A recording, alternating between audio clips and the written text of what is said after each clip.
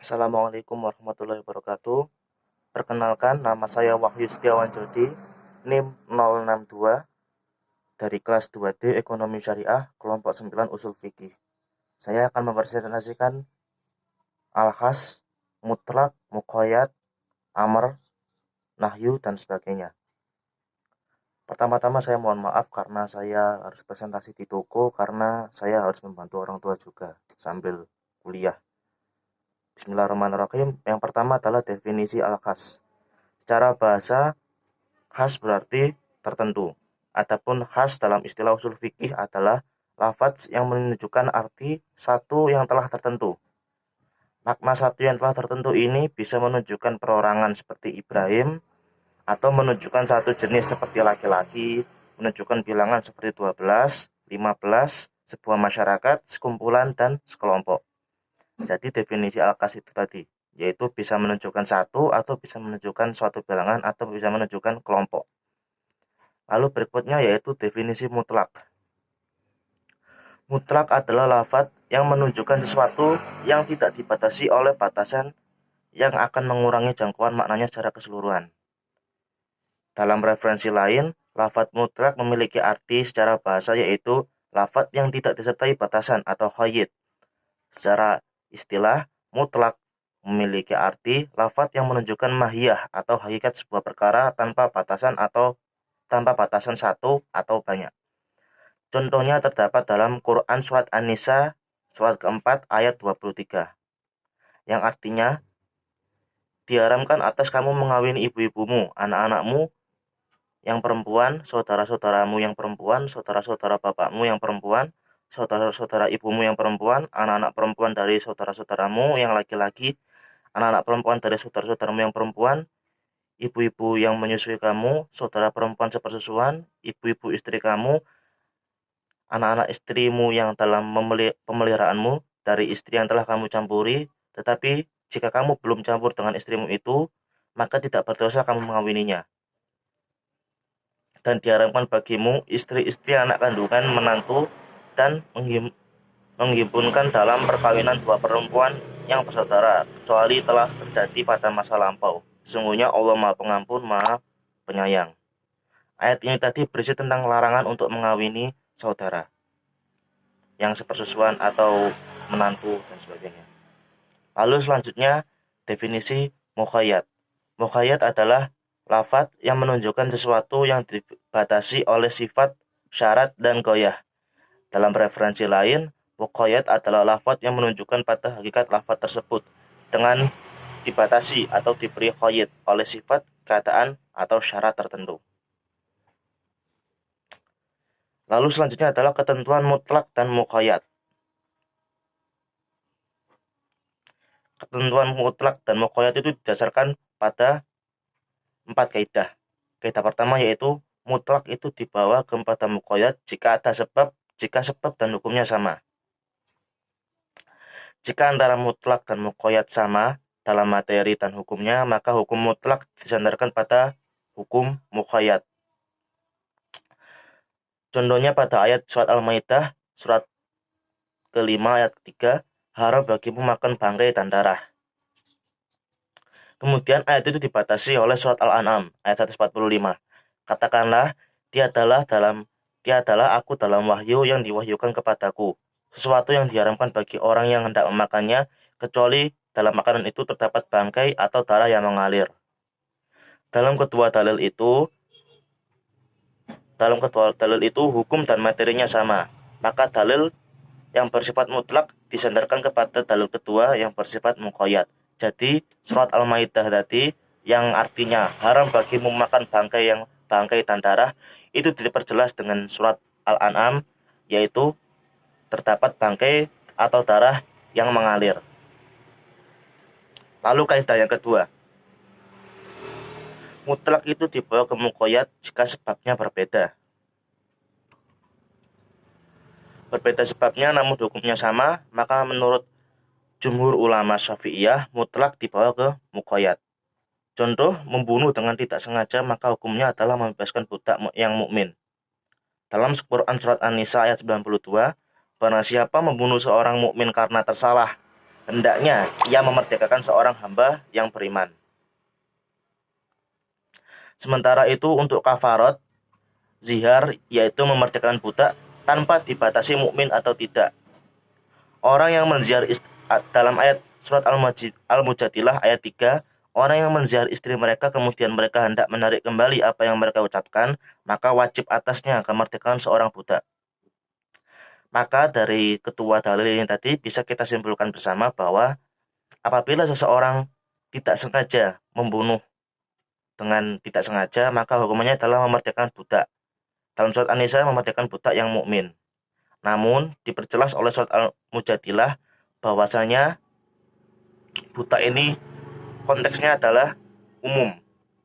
Maka berdasarkan kaidah tersebut, kafarat zihar dalam Quran surat Al-Mujadilah harus memerdekakan budak yang mukmin. Jadi surat Al-Mujadilah tadi disandarkan kepada surat An-Nisa. Surat yang kedua itu disandarkan pada surat yang pertama. Karena zihar di atas bersifat mutlak.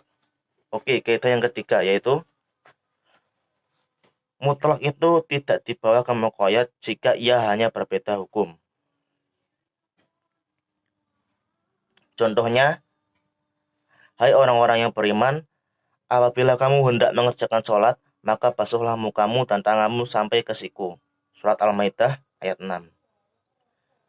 Adapun tayamum tidak dijelaskan sampai ke siku. Dalam surat An-Nisa ayat 43, maka bertayamumlah dengan tanah yang baik. Sapulah mukamu dan tanganmu dengan tanah itu. Perintah dari dua ayat di atas itu perintah untuk bersuci, tapi cara melakukannya yang berbeda. Maka pengaplikasian dari kedua dalil ini adalah masing-masing dilakukan secara masing-masing, dilakukan sesuai dengan perintahnya, tidak dicampur-campur. Oke, kaidah yang keempat yaitu mutlak tidak dibawa ke muqayyad jika sebab dan hukumnya berbeda. Berbeda sebab dan hukumnya, maka mutlak tidak dibawa kepada muqayyad, masing-masing berdiri sendiri. Misalnya hukum potong tangan dan laki-laki dan perempuan dalam Quran surat Al-Maidah ayat 38. Laki-laki yang mencuri dan perempuan yang mencuri, potonglah tangan keduanya sebagai pembalasan bagi apa yang mereka kerjakan dan sebagai siksaan dari Allah, dan Allah Maha Perkasa lagi Maha Bijaksana. Oke, lanjut pada poin contoh mutlak dan muqayyad dalam hukum-hukum muamalah. Ini yang saya ambil di buku, yaitu surat An-Nisa ayat 23. Saya bacakan artinya saja ya. Bismillahirrahmanirrahim. Surat An-Nisa ayat 23 yang artinya, diharamkan atas kamu mengawini ibu-ibumu, anak-anak yang perempuan, saudara-saudaramu yang perempuan, saudara-saudara bapakmu yang perempuan, saudara-saudara ibumu yang perempuan, anak-anak perempuan dari saudara-saudaramu yang laki-laki, anak-anak perempuan dari saudara-saudaramu yang perempuan, ibu-ibumu yang menyusui kamu, saudara perempuan sepersusuan, ibu-ibu istrimu atau ibu mertua, anak-anak istrimu yang dalam pemeliharaannya dari istri yang telah kamu campuri, tetapi jika belum kamu campuri dengan istrimu itu, dan sudah kamu ceraikan, maka tidak berdosa kamu mengawininya. Dan diharamkan bagimu istri-istri anak kandunganmu atau menantu. Dan menghimpunkan dalam perkawinan dua perempuan yang bersaudara, kecuali telah terjadi pada masa lampau. Sesungguhnya Allah Maha Pengampun lagi Maha Penyayang. Quran surat An-Nisa ayat 23. Surat An-Nisa ayat 23 merupakan ayat yang berhubungan dengan muamalah, yaitu pernikahan. Ayat di atas mengandung arti mutlak bahwa ibu mertua tidak boleh dinikahi, baik istrinya atau anak ibu mertuanya itu sudah dicampuri atau belum. Ayat di atas juga tidak dibatasi apakah untuk mukmin maupun bukan untuk mukmin. Jadi ayat di atas surat An-Nisa ayat 23 itu berkaitan dengan pernikahan atau muamalah. Muamalah tentang pernikahan. Muamalah kan hubungan antara manusia dengan manusia ya. Dan surat tersebut mengandung perintah bahwa kita tidak boleh menikahi ibu mertua atau saudara-saudara sepersusuan kita. Dan ayat tersebut sifatnya mutlak.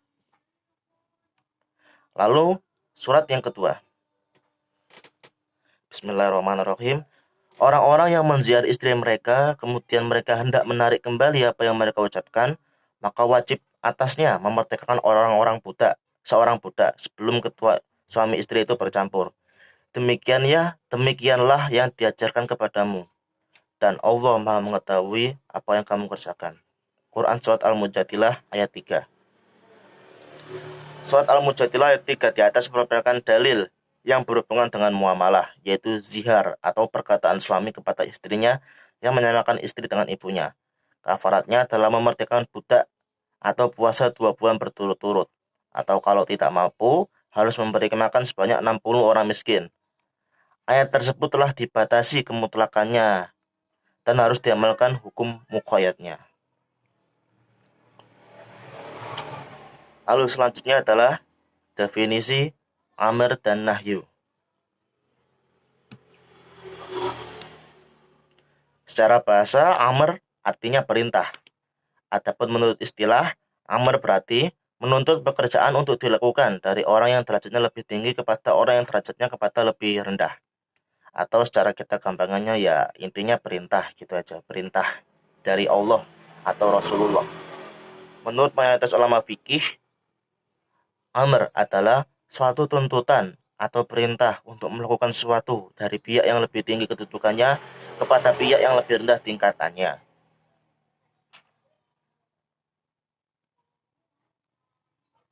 Amr disampaikan melalui berbagai gaya, yaitu yang pertama, perintah tegas dengan menggunakan kata amaro atau yang seakar dengannya.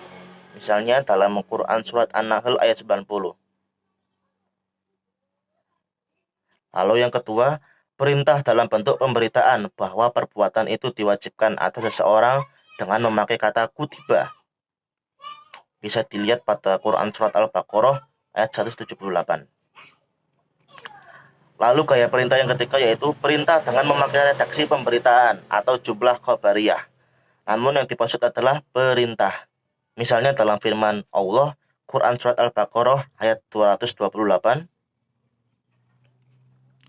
Lalu gaya perintah atau gaya amar yang keempat yaitu perintah dengan memakai kata kerja perintah langsung. Misalnya dalam firman Allah, Quran Surat Al-Baqarah ayat 238. Lalu gaya perintah yang kelima, perintah dengan memakai kata kerja mudhari atau kata kerja untuk sekarang dan yang akan datang, yang disertai dengan huruf lam al-amr atau huruf yang berarti perintah. Misalnya dalam Quran Surat Al-Hajj ayat 29. Lalu perintah dengan menggunakan kata faradha atau mewajibkan. Misalnya dalam Quran Surat Al-Ahzab ayat 50. Lalu selanjutnya, perintah dengan bentuk penilaian bahwa perbuatan itu baik. Misalnya dalam firman Allah, Quran Surat Al-Baqarah ayat 220.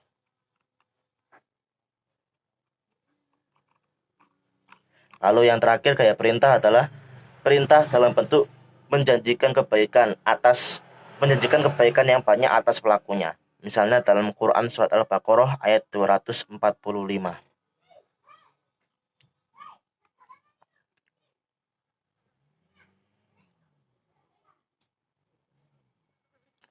Hukum-hukum yang mungkin ditunjukkan oleh amr, seperti yang dikemukakan oleh Muhammad Adib Salih, diantaranya sebagai berikut.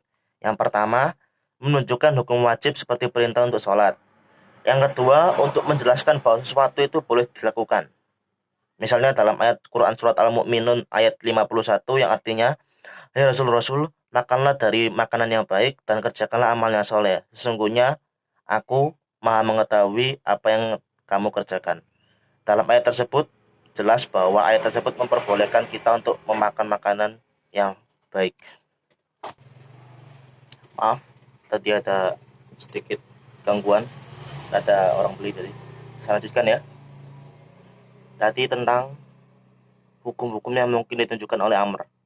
Yang pertama adalah menunjukkan hukum wajib seperti perintah untuk sholat. Yang kedua adalah untuk menunjukkan bahwa sesuatu itu boleh dilakukan. Misalnya dalam Quran Surat Al-Mu'minun ayat 51, "Hai Rasul-Rasul, makanlah dari makanan yang baik-baik dan kerjakanlah amal yang soleh. Sesungguhnya aku mengetahui apa yang kamu kerjakan." Dari ayat tersebut bisa disimpulkan bahwa ayat tersebut mengandung sesuatu yang boleh untuk dilakukan, yaitu tentang memakan makanan yang baik.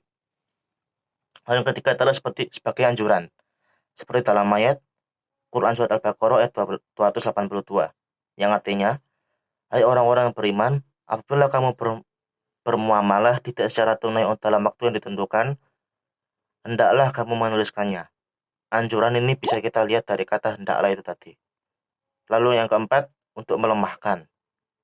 Seperti dalam Quran Surat Al-Baqarah ayat 23, dan jika kamu tetap dalam keraguan tentang Al-Quran yang kami wahyukan kepada hamba kami Muhammad, buatlah satu ayat saja yang semisal dengan Al-Quran itu. Dan ajalah penolong-penolongmu selain Allah, jika kamu orang-orang yang benar. Lalu yang kelima yaitu sebagai ejekan dan hinaan. Misalnya dalam surat At-Dukhan ayat 49. Rasakanlah, sesungguhnya kamu orang yang perkasa lagi mulia. Lalu berikutnya yaitu tentang nahi. Nahi secara bahasa berarti larangan dan mencegah.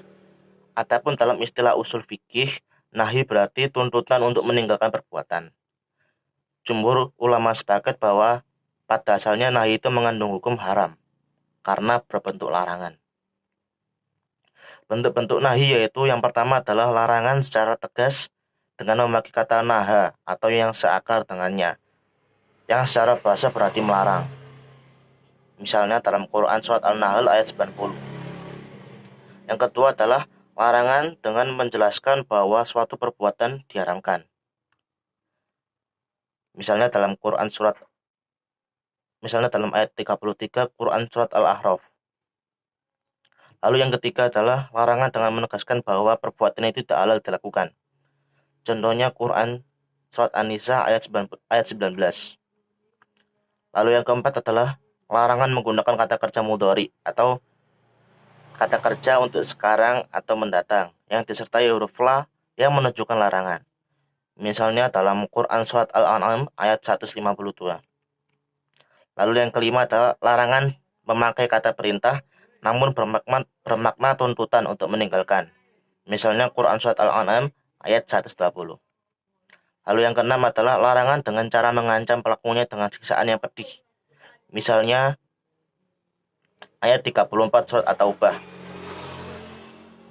Lalu yang ketujuh adalah larangan dengan menyifati perbuatan itu dengan keburukan. Misalnya ayat 180 Quran Surat Al-Imran. Lalu yang kedelapan adalah larangan dengan cara memindahkan wujud perbuatan itu sendiri. Terdapat dalam surat Al-Baqarah ayat 193. Beberapa kemungkinan hukum yang ditunjukkan dalam bentuk nahi antara lain yaitu yang pertama untuk menunjukkan hukum haram. Yang kedua sebagai anjuran untuk meninggalkan. Yang ketiga sebagai penghinaan. Yang keempat untuk menyatakan permohonan. Ya, mungkin itu saja materi yang dapat saya sampaikan berkaitan dengan mutlak, muqayyad, contohnya dalam muamalah, amar dan nahi, al-khas, dan lain-lainnya itu. Demikian yang dapat saya sampaikan, semoga dapat bermanfaat bagi teman-teman semua. Mungkin kalau ada yang ingin bertanya, silakan bertanya, monggo. Terima kasih atas perhatiannya. Nama saya Wisdawan Jodi. Terima kasih. Assalamualaikum warahmatullahi wabarakatuh.